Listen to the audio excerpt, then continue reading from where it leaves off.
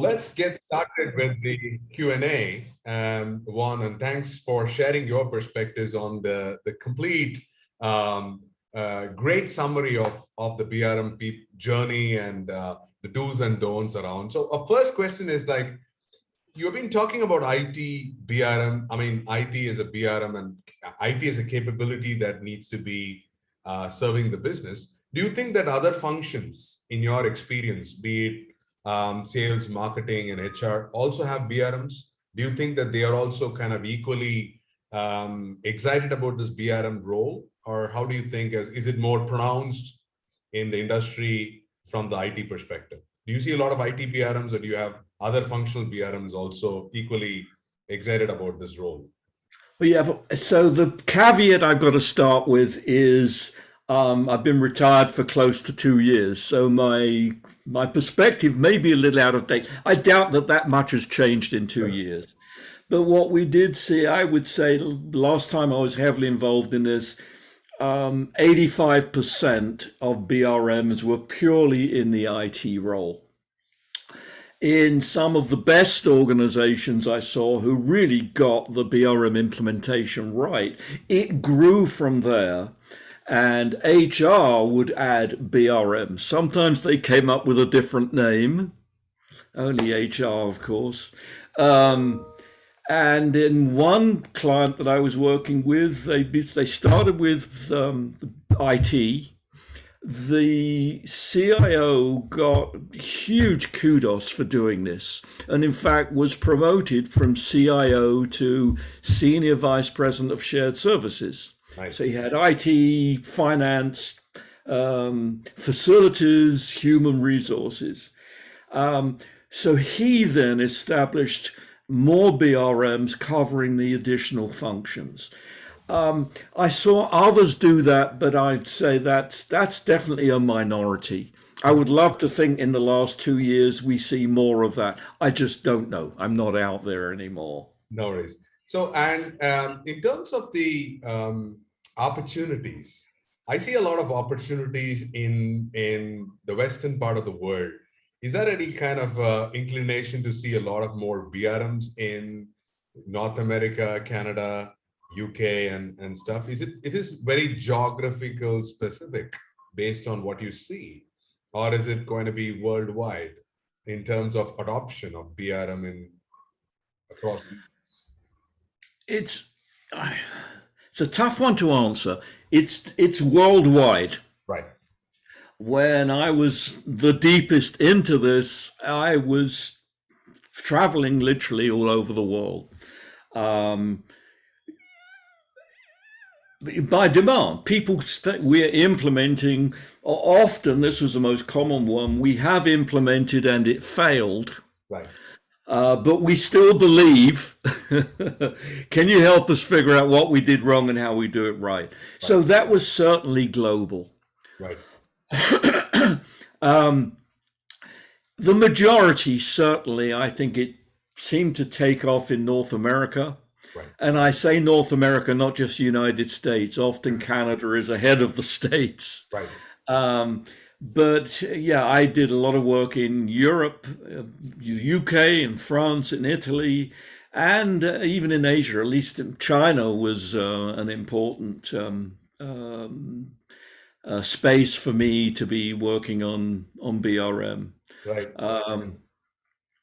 And if you look at the distribution of when you started off BRM Institute and where we have come now, is it seeing excitement of how you have seen BRM Institute shaping a lot of people's aspiration on the BRM? Tell us about the feeling of starting something like a baby and how it has matured and grown over like a teenager, or what do you call that? How has been your experience and feeling of satisfaction of contributing something to the community? I'm going to need a tissue here, because if I get into this, it was a miracle.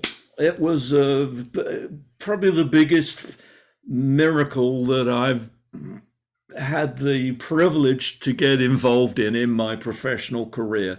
So look, this started, I had a major heart problem in 2013. quintuple heart bypass surgery.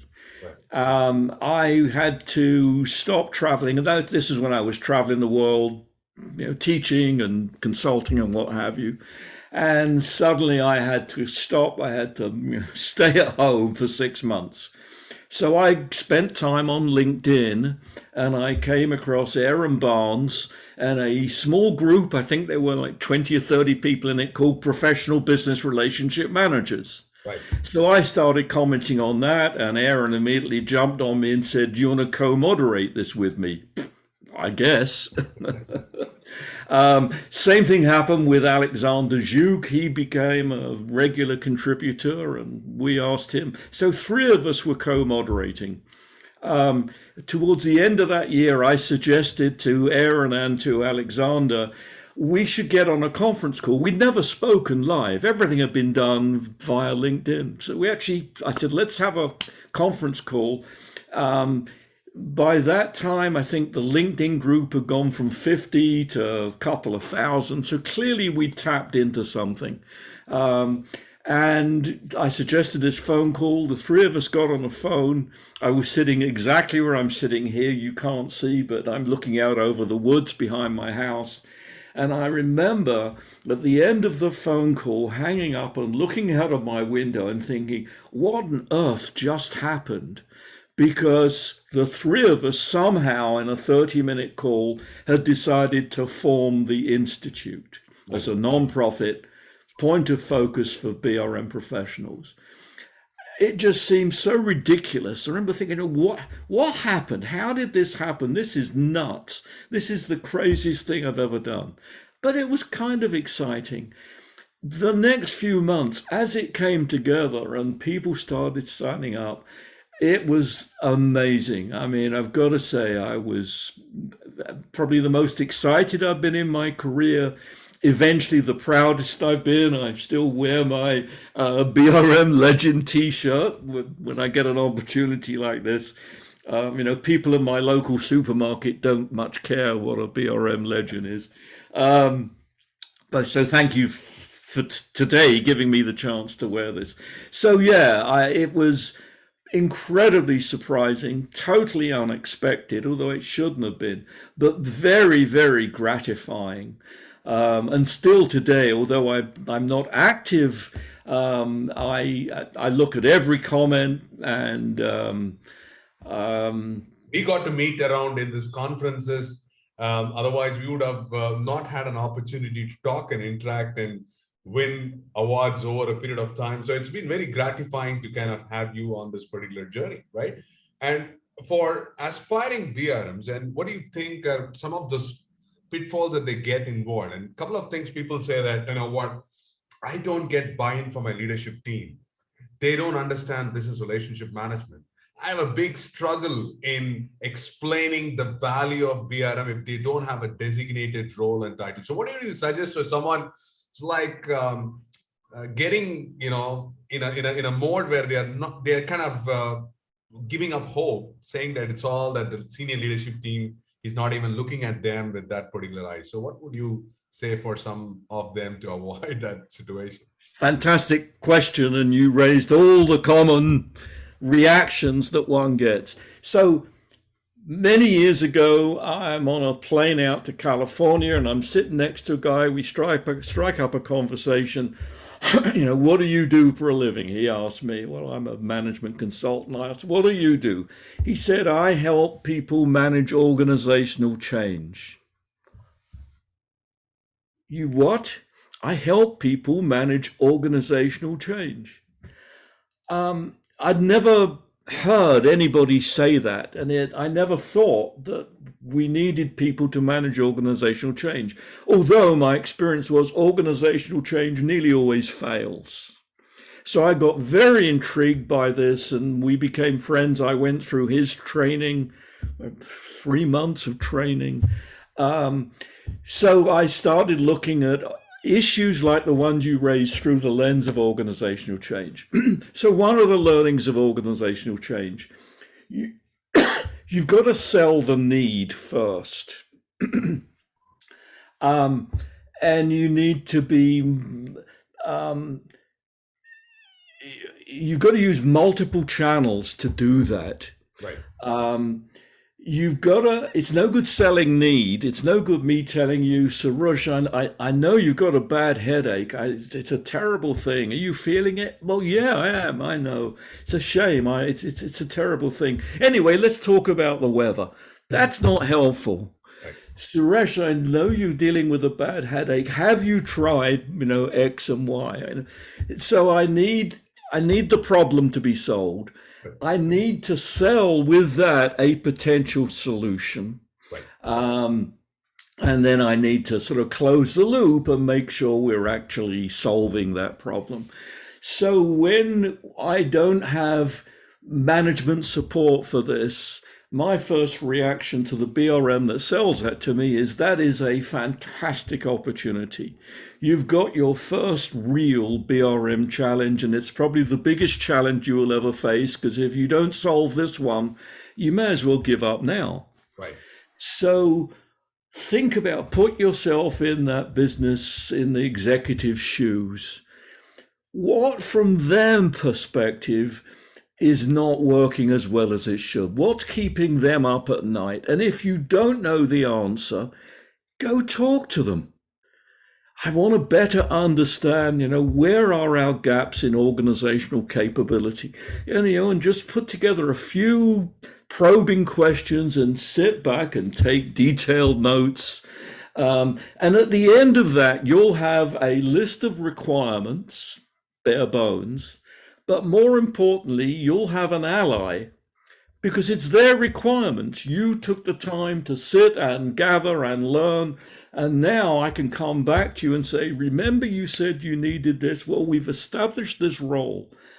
I need you to get behind it. So I need you to understand it. I need you to help us fine tune it. So get you engaged. So I think, again, the place to look is organizational change. Use some of those techniques to sell the need, sell the solution, and sell the journey. There's three parts to it. Why do I need this? What will it look like if this is working? How are we going to get there? I need to know all three. It's no good just being excited about the opportunity, about the result. I love the opportunity. I love the result. I have no idea how to get there. Right. And I think that little formula, that organizational change formula, applies to most of the challenges that BRMs face. So, drill into the BRM knowledge base, look closely at the organizational change piece. Quick detour, if I may. I was engaged by a very large manufacturing global company, plants and offices around the world, to teach BRM. They were implementing business relationship management. One of them sat in on my online course and brought me in to help them deploy because they'd had some failures. I showed them the full syllabus for BRMP, and they said, yes, we want all of this except the organizational change management part. We don't do that stuff. No, we're an engineering company. No one's got patience for that. So let's drop that out.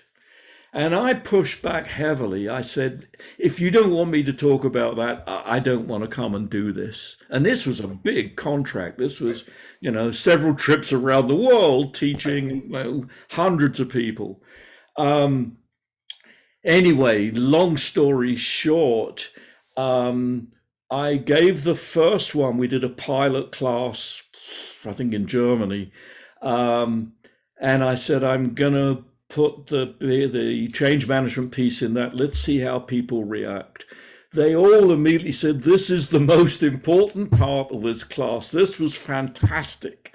And they're all talking to each other. As I'm teaching it, they're all looking to each other and they start comparing notes.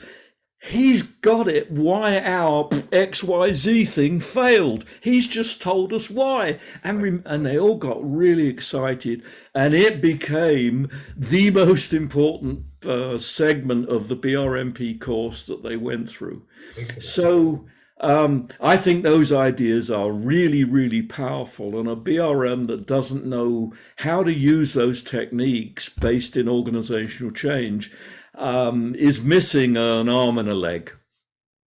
So last couple of questions. One would be, how effectively do you think that people are setting up for being a strategic BRM? There's a lot of aspirations of being a strategic BRM, but there are their own pitfalls and bottlenecks because your business partner is not thinking about strategic because all they care about is their pants are on fire.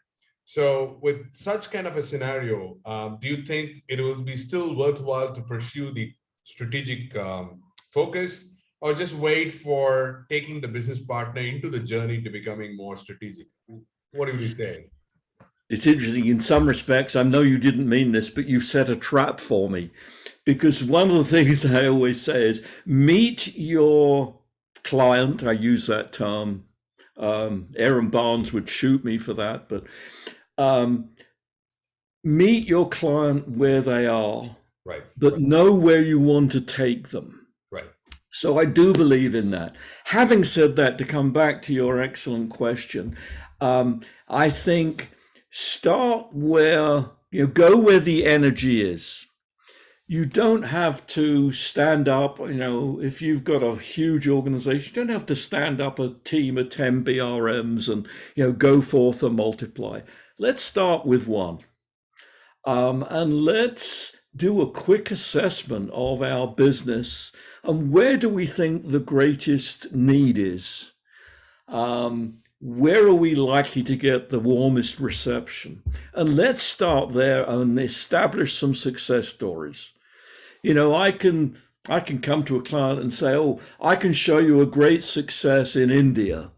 Well, if this is someone in Detroit, they're frankly not impressed by that. Right. Show me someone in my company who's done this. Right. So again, start small, go where the energy is, find someone that really has the vision, would welcome the assistance, go there, establish some success stories, and co-opt that individual in spreading the word. So I think, just use the techniques of business relationship management, organizational change management to approach how you're going to deploy BRMs across the enterprise and beyond. Now we're seeing more BRMs that are externally focused. Right. And in terms of the way this is heading to is in the COVID-19 situation, how do you think the role of relationship managers are changing? Is it getting very more difficult? Because we generally are social animals, isn't it? We are kind of born to have that physical connect and conversation. So is it making a huge challenge for BRMs to be more effective in this pandemic world? And is there anything that they need to keep in mind to overcome this inhibition?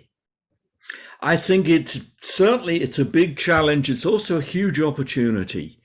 I'm sure you are, on the members online campus, little mini stories about how people are bringing BRM capability to deal with COVID and all of the implications of COVID. So I think, yes, it's a problem, but also if you approach it as a problem, you're probably going to be in trouble. It'll be a problem. Right. No, this is an opportunity. What could we be doing in the context of COVID that would really be helpful to our business partners? Right. So that will change the whole dimensions of how we are operating. Our final question, Vaughan, is that in the whole journey of the BRM part of it, what do you think would be the future look like for BRMs, right? I mean, you would have had several years of it. And what is your forecast in terms of the BRM role, capability, and discipline? I mean, what does the future look like? If someone was aspiring to be a BRM because they like what they do, but they're not very sure about future, what would be your forecast for people to get that resounding yes, that they're in the right direction because they've heard from a legend based on the experience, and this is what will unfold in the next years to come over? It's a killer question. I'll tell you why.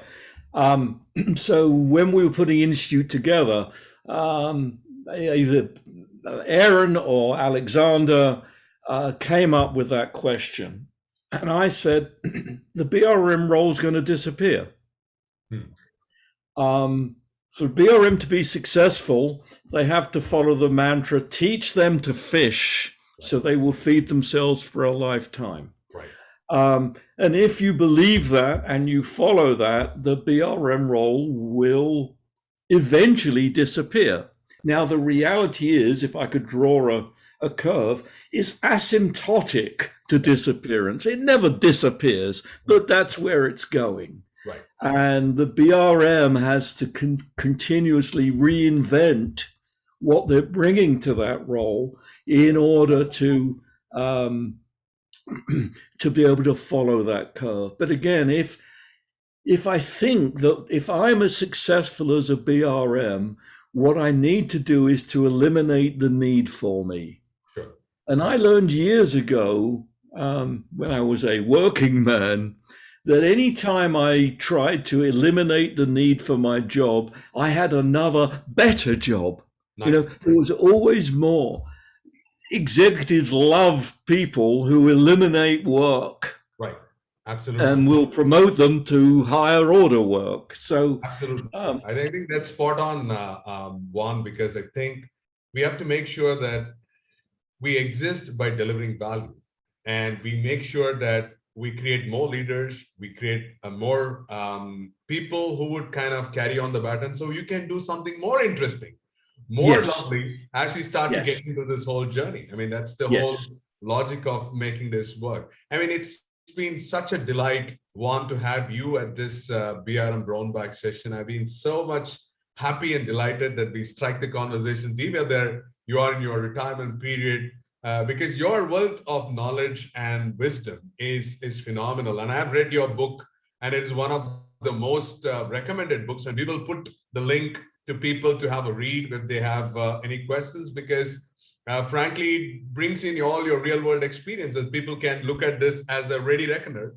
and make sure that they take their journey forward. So thank you so much for coming today and sharing your insights. I know that our viewers will be pretty excited and will be happy to know more about the book. Now we have opened it up for viewers. Yeah, thank you so much, Vaughan. Well, thank you so much. Thank you for those comments. Thank you for reading the book. And thank you for setting this up. Again, for one who hasn't given this a lot of thought in 2 years, it was very exciting and a lot of fun to be back in it. Thank you so much. All right. Take care.